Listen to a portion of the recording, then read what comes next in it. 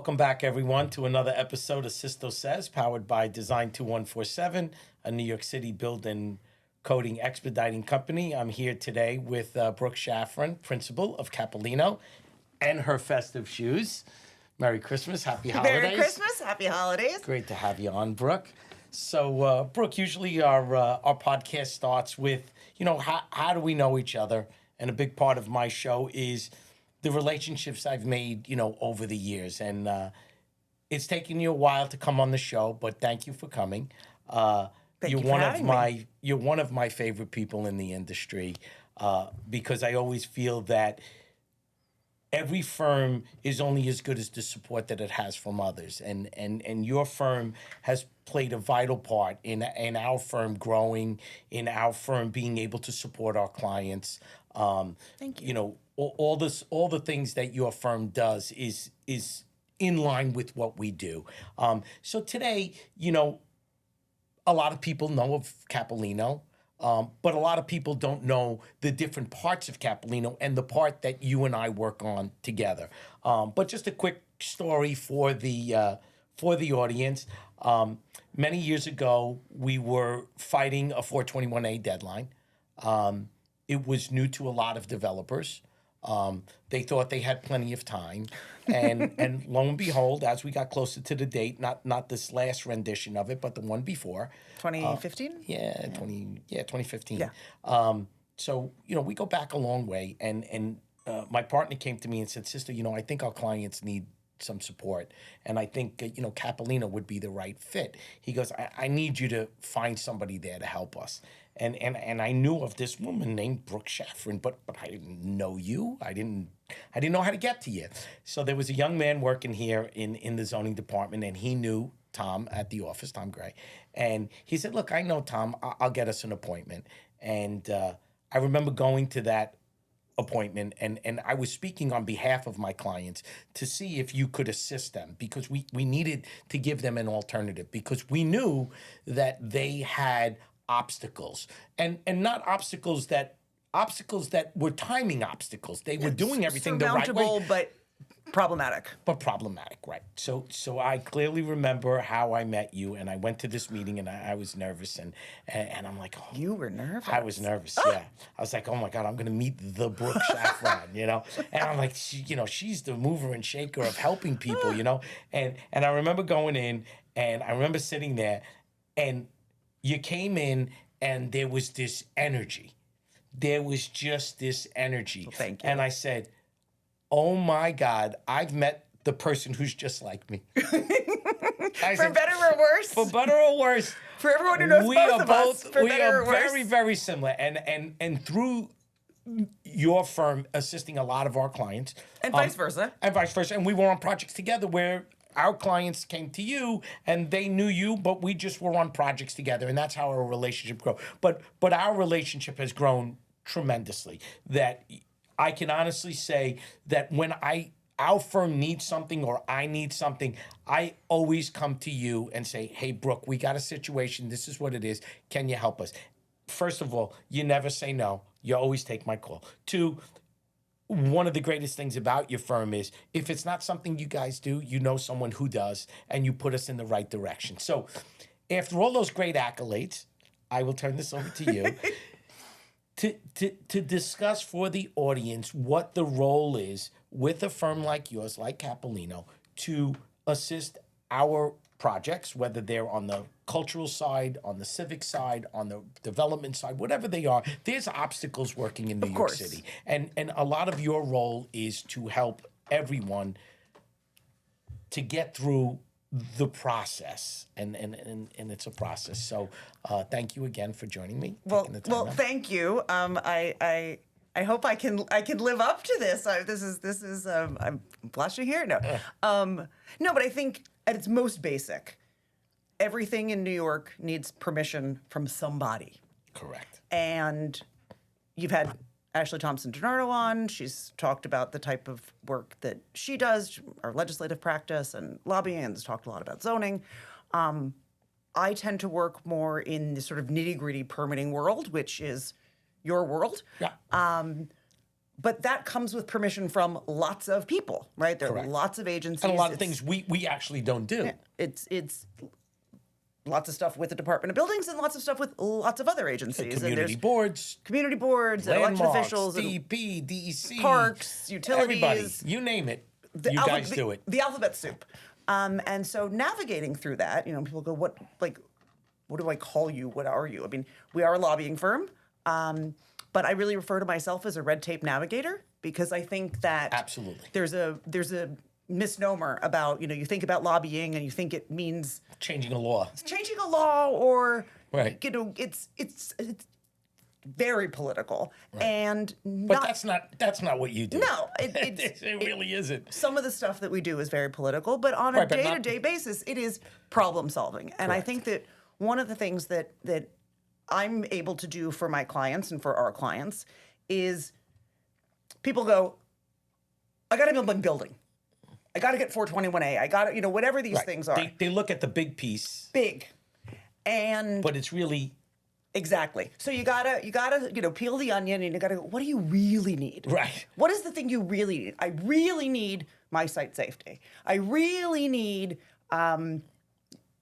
you've spoken Permanent about this with other power. clients. No, exactly. You really need permanent power. I wrote a hardship letter today about I can't get permanent power, I can't get my fire alarm tested, and I can't get a homeless shelter open, right? I mean, Right. all of those things matter, and there's a rollout, and there's a narrative.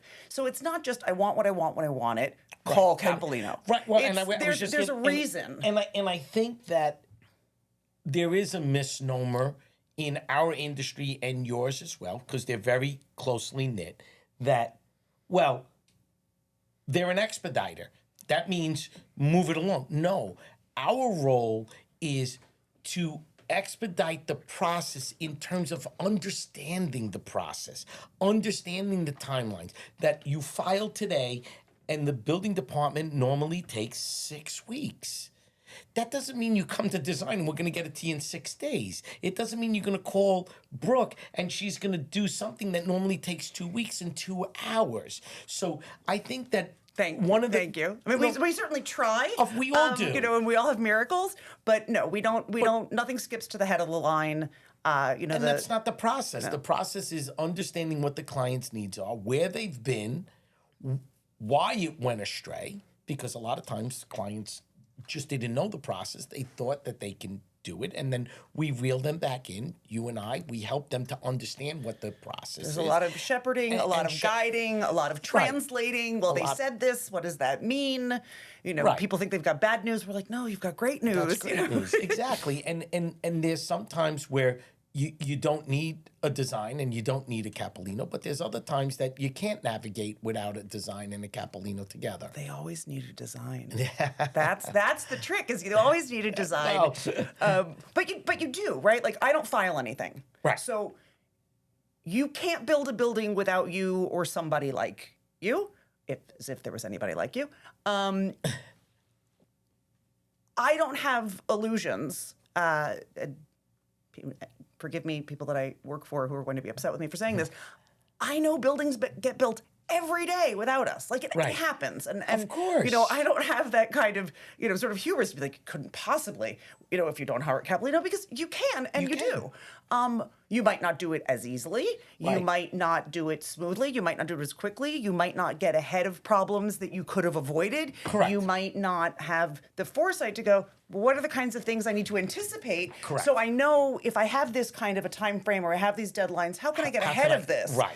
And so I actually just had somebody say to me who is in the filing field, and we were talking about something, and he started dealing with an agency on a problem, and he referred a client to me and said, can you help? And so he gave me some of the background on it. He said, I'm going to get paid for doing my piece. This is going to be hard. You get paid for hard.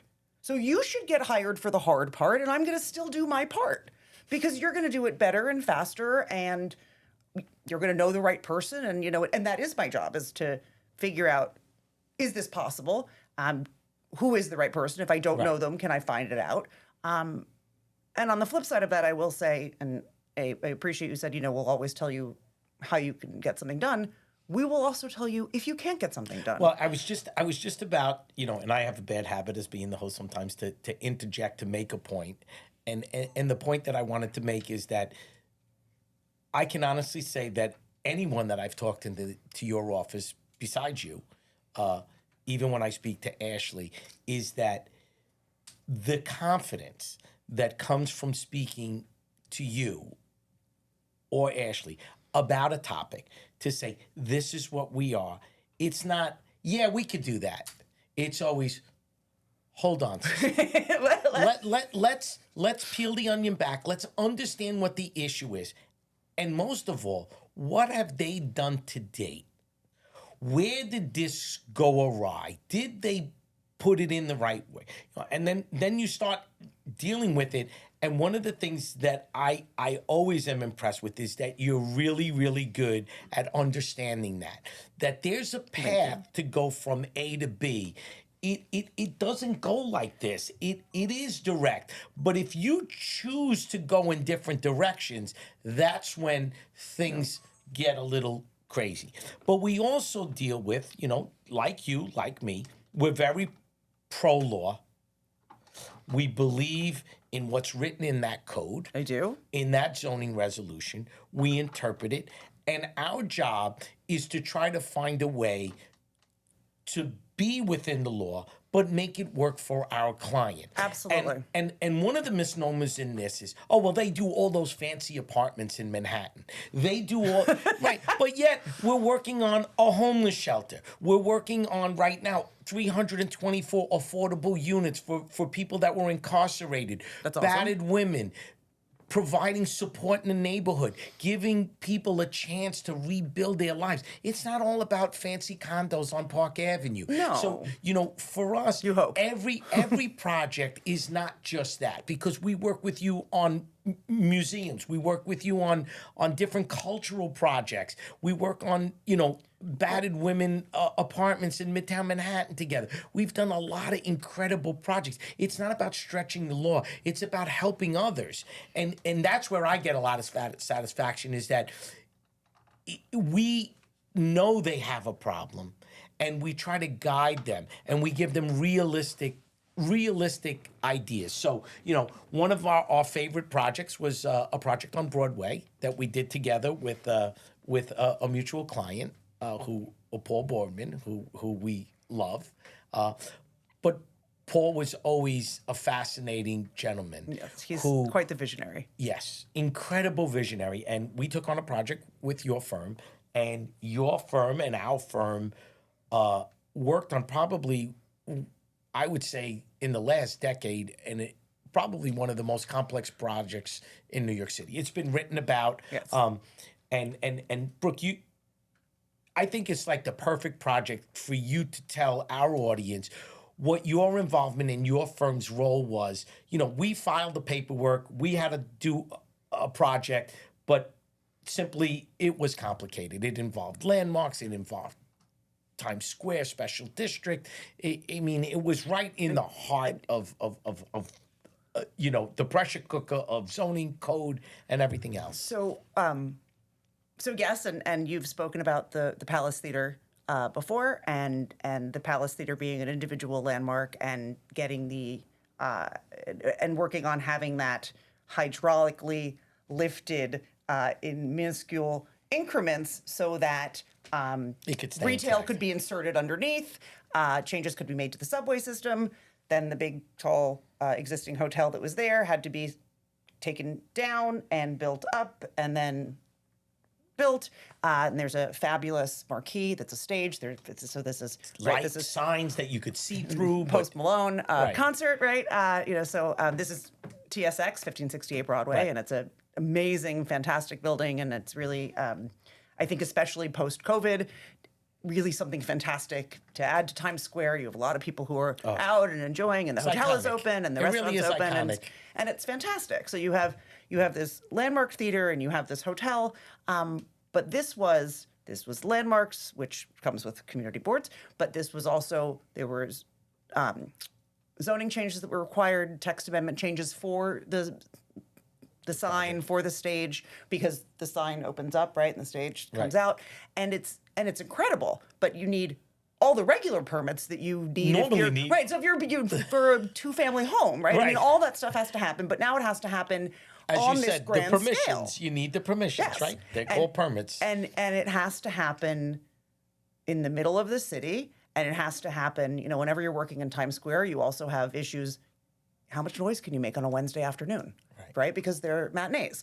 So there are all sorts of things there's that so people don't many even think about. And there's embargoes around New Year's Eve, and there's embargoes between, Thanksgiving to Christmas, and those are the minuscule They things. changed those rules. The DOT changed the rules about how you can apply for embargo waivers this year, which is always shifting. So all of those types of things, and and TSX was an incredible project to be a part of, and we're really proud of that work. Yeah, but it took every agency that you can think of, as we were talking about alphabet soup, was involved, and the entitlement processes, their public processes. I remember the fire department, just so many pieces and so many, clarifications that were required. So, just to put it in context, the architect PBDW, Matthew Mueller, who was on the podcast as well, he did the landmark portion. And I know. I listened.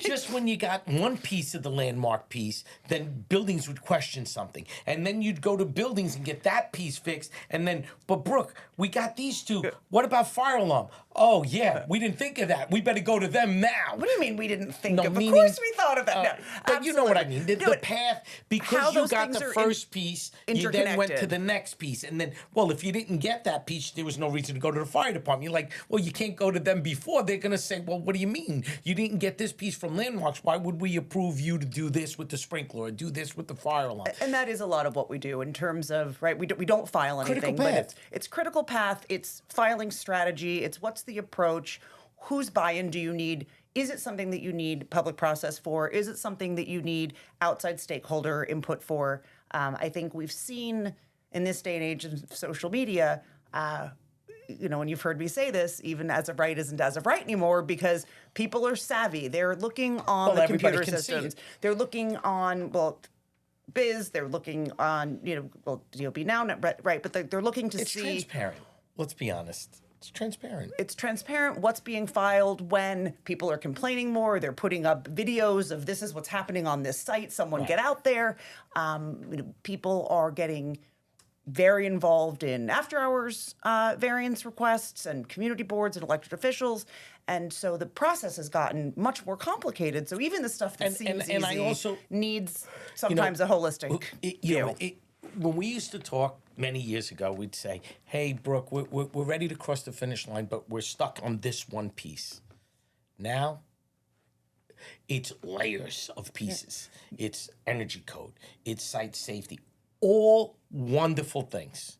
Important, incredibly, yes. but there's also, like anything else in life, the more layers you put on, the more effort it takes. And the longer it takes. And the longer it takes. And not only that, it's not understanding the path, delays, and then once it's delayed, becomes panic. And then panic sets in, and then people aren't thinking straight. Clients aren't thinking. Everyone is not thinking straight, not, in general. So I think that one of the things, it's funny, a gentleman once said to me, so what do you do? And, I tried with my, Queens, Brooklynese language, explained to him that, we take architect's drawings, we do this, we do that. And at the end of it, he looked at me, he goes, oh, so you're like a nurse. I said, a nurse? I go, what do you mean? He goes, you know what a nurse's job is, right? He said, a nurse's job is to take care of you. But one of their jobs is for them to come to you and hold your hand and say, it's all going to be okay. And take your medicine. And I think that... even if it doesn't taste good, take your medicine, because that also is a part of what we do. And I think that at the moment when he said it, I thought he was kooky. But the whole drive home, I thought it was a great analogy, because I think that I know, and I could say this for myself personally, and I could say it for Sergio, my partner, and Alexis of my staff, that and Dom as well, is that when I know that Capalino is on our project, I know my nurse is with me. And I say Well, thank that you. because when we get stuck, we're able to say, hey, Brooke, should we take the medicine and move on? Or is there another path? And what I mean by another path is another strategy. Should we tell the client to do this? Should we have them speak to you? It's not about jumping the line. It's never about that. It's about understanding the process and making sure that the process that we're using is the right process Absolutely. for this strategy. And I recently I had an issue where there was an issue where with an elevator and they had been told to get a variance and I looked at this and internally and said, I don't think you actually need a variance. I think you're code compliant. I think you just didn't say this the right way. And I was like, I don't know anything about. Don't put me in charge of your elevator safety. Like, I'm not trying to be that person, right? That's even not, us. We read the law, but we don't. That's not our thing. If Right. it's not ours, we say it's not ours. So I might not, and I learned some stuff along the way. I've been doing this for 16 years and 2 weeks. So, you learn some stuff along the way. But I understand process, and I understand what people are looking for at the various agencies. So how you present your argument, how you present the information, what is the right way to do it? Are you submitting a determination? Can this be done? Is this a conversation? Is this an AI1? How does this go? Right. Is this an Is it appeal? informal? And Is it formal? We're just talking about buildings because it's easier. Right. But there are also other agencies where do they even have an appeals process? Some of them Can don't. you ask questions? How does this work? What does Right. it mean to file this? What comes first? If you need fire department permission and buildings permission, what comes first? Is it chicken and egg? What happens if all of those things, biggest, and that becomes filing strategy. Yeah, and one part of that is, a lot of times we get okay, well, we submitted and we'll get our approval in 4 weeks, and I'll go, no, you submitted. You submitted. You didn't get response. They have the right to look at it. Well, what could they respond to? I go, a million things. A million. Right, because you don't know the review process. You don't know what they're looking at. You don't. Different reviewers see different things. Right, It's going to change. And it's subjective. Let's be honest. This one person looks at it one way. Someone else looks at it a different way. You're 100%. I just feel that it's a lot about support. It's a lot about comfort, and I think that the biggest piece of it is having the ability to understand when it's not on track. What got tripped up? Why did it get tripped up? One of the greatest compliments is, that you give our firm is when our firm writes a CCD1. You write you give good determination. And a lot of that is because Sergio wrote a lot of them many, many years ago. And as I said, Sergio, you should have been an attorney instead of an architect. But Sergio always loved to write. It was always a passion of his since he was in high school. When we went to college, he was incredibly a great writer. I was always a terrible writer, but God gave me the gift of gab, so I didn't have to write. I could talk, right? So we all have different things. But, one of the things that I know your firm does is that you do read what you're going to present. And if it's not something that you don't believe in, you're not presenting it. And design does the same. So when we write it, we believe in it. And if a client says, no, just submit it, we say, we're not the right firm for you. And I know that comes from being in business for 36 years, that we know, but we know how the building wants it. We know what we feel we could get the client. But to just write it, you've always said to us, it's always wonderful to work with your firm, because if there's a few words we need to tweak or we need to put something together, we work great together doing that. And I think that shows that both firms are on the same page. So Absolutely. I think that's why we've been successful together for a long period of time. I totally agree. And it's a collaborative process. But I think, and not that you guys would ever submit anything that you don't feel good about. Of course not. But the next step in terms of what we do is, it's not even enough for me to feel good about the argument. Like if you guys say this is solid, I will believe that. But I won't talk to anybody about it until I've read it, I understand it, because I can't advocate well if I don't really understand what I'm talking about. We're back to being the nurse. And it's You're and back it's to being the hand-holding. nurse saying, hey, I want to advocate for you, but you got to tell me. I got to understand what you're feeling, how you feel about it, what it represents. And, that's the part that I love about our business is that we can go back and, you and I could tell stories about projects that we worked on, things that and some of them never got built. We worked on. I know exactly what you're thinking of. We worked on some crazy projects with sliding trusses in and building over and dealing with the fire department and understanding. One of the things, and I have a soft spot for the fire department. As the police department, I think anyone who serves our community and puts themselves in harm's way for everyone, and I would always get the argument from when I first started in this business is, the fire department. And I would say to them, listen, they're not worried about your building. And I mean, what do you mean? They're worried about lives. They're worried about lives. They're worried about the people inside. It's not and personal. The people, right? And the people that have to fight the fires. Well, why did they give me these violations? Because you have no steel under your unit. Because you have a fire trap, and this is not safe. Right, and if the person's fighting the fire and the unit comes crash, it's going to kill the fireman. It's not about your air conditioning unit. It's about preserving this place for this person to go in and fight a fire for them to already be going into harm's way, but not because we didn't install something as per code. The code changed. This is what you need to do. So you don't cheat on life safety. I mean, you shouldn't cheat anywhere. That's not even anything that I think you or I will ever entertain. And I remember many meetings that we had here in our office, at your office, and at the fire department, where we spent months coming up with a strategy to come up with an argument that we believed would never jeopardize someone's safety. And we felt that it was equivalent to the law. That's what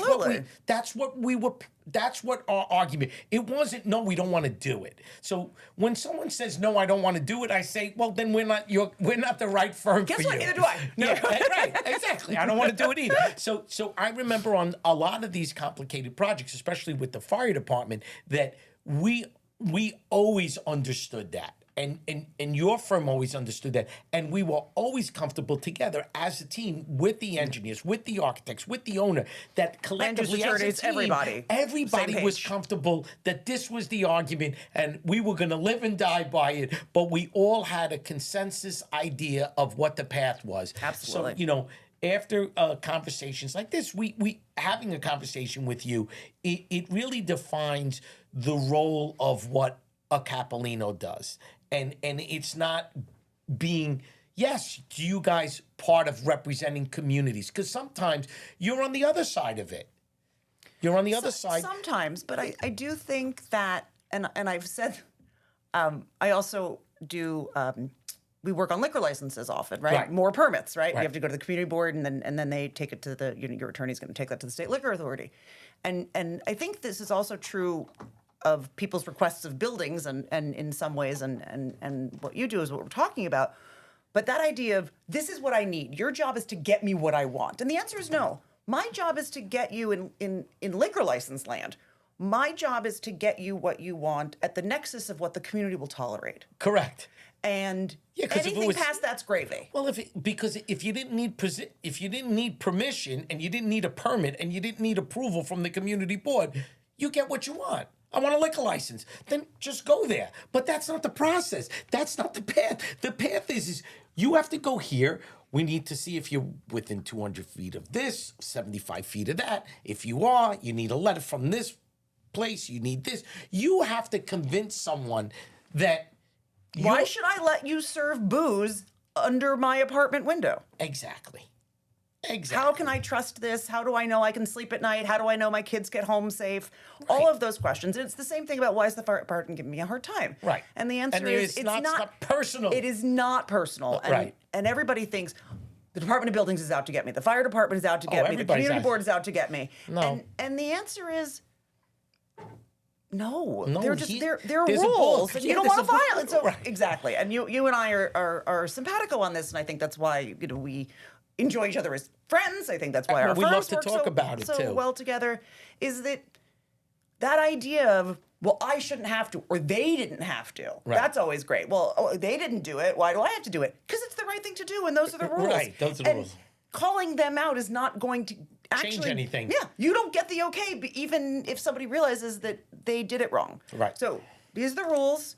Can Stick you by the rules. stick by the rules? And if there are no rules, let's figure out how to make the rules. Right. If you can't comply with the rules, are there other rules you can comply with? How does it work? And if the answer is I can't and I won't, then those are not our clients. Those are very difficult. So as we wrap up the show, I'm sure it went faster than you thought. My best friend, my buddy, Andrew Peters, friend of yours as well, colleague from Curry and Brown, we always talk about looking into the future instead of the rearview mirror. And it's a classic line from him because his job as an estimator is to project what's going to, what's something going to cost 5 years from now, and they don't even have a plan yet. So, I always think he's a great visionary in what he does. So, all the guests get a chance because I'm looking forward to having all my guests on again. New York City's in a crazy place right now. There's a lot. We need a lot of affordable housing. We have districts that are not zoned properly, like the Garment District, that we're trying to become the city of yes, that we want to change. We want to build new communities. There's districts that need communities to protect the existing residents so that they don't just get pushed out of New York. Absolutely. So there's a lot of stuff. So you're on the you work with all the different agencies. Tell me a little bit what you think is going to happen in 2024, because I know one of the things that Ashley brought up when she was here is that being on both sides, as she was, absolutely. working Coming on from the government. right, and working in the community board, as well as working now for Capalino, is that government takes time to make change. It just doesn't. It's not a swipe of a pen. Yeah. So what do you think they're going to try to accomplish in the next, I say they, I mean, for affordable housing, Sure. for the communities, what do you think is top-notch stuff that they're going to try to accomplish in the next 12 to 18 months? Well, I think it's already out there, and I think you've tapped into this with a number of people, and I am not the visionary that Andrew is. That's why he gets to do what he does, and I do what I do. Right? Correct. We all need to have different points of view to course. do different things. But I do think that a lot of it's already in motion, right? And there's a lot about obviously commercial to residential conversion. That's 12, 18 months away. Right. And that's because that's a ULURP process. And that's a perfect example of the city puts out a press release and says, this is what we're doing. And everyone goes, oh my God, this is amazing. And it is. And it's But fantastic. they didn't say how long it's But going to take. What happens? I mean, one of the things that I do think that is amazing that is going to happen in real time, was this yesterday? I'm going to get the name. I want to make sure I get the name right. The At-Risk Housing Task Force, right? Mm-hmm. There's all of these 421A projects. You talk a lot about pipeline and what's coming, and I think people are going to figure out sooner than later that the pipeline, people just build apartments because that's what people do. No, they don't. Developers build because they are in business. Correct. And if there's no money to be made, They're not going to give them free apartments. they're Nobody not going is. to build. Right. So They're going to go build somewhere else. Like Lou Madigan said, what's the state of New York City's housing market? He goes, Jersey City. and then you get New York views. So I think what you're going to see is the enactment of what's already been talked about, and the push to get what's in the pipeline done. Right. So that they don't lose it. Right. I mean, if no one's going to build new affordable housing until the legislature, which hopefully, right, we've got a new session coming up in January, something's got to give. Yeah. And I hope that that's going to happen at the state level in 24.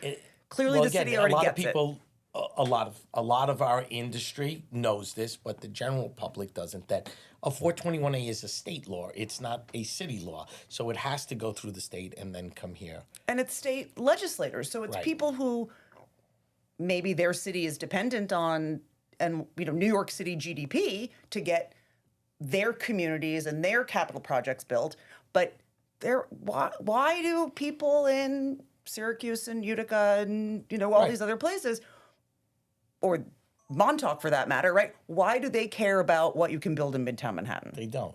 And we need them to. Unfortunately. Right. We need them to. Correct. And I think that that's going to be interesting to see how that actually plays out, because I think something's going to happen. Something has to happen. I'm not- It can't stay like this, because they already know that they can't fulfill the need of the affordable housing. We're 500,000 apartments short, and if the developers aren't partnered with the state and the city, they're just not going to get them. No, it's not going to happen. No, well, Brooke, this is great. Finally, I got you on the show. Thank you for taking the time Always out. a pleasure, sir. It was great. Thank you.